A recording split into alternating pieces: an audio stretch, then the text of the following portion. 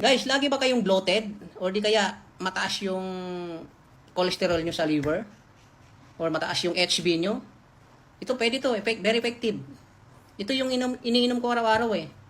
Every morning, bago kayo kumain ng something or almusal nyo, inom muna kayo dito ng ganito, ng maligam-gam na tubig. Tapos lagyan nyo siya ng ganito, kahit na 1 tablespoon lang.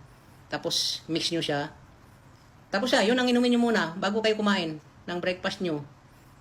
Kasi ito yung ginagawa ko for more than more than 6 months. So ang nangyari, naging normal na yung yung cholesterol ko, tapos pati yung BP ko naging normal na rin siya. So gusto ko lang i-share sa iba, baka na problema din kayo ng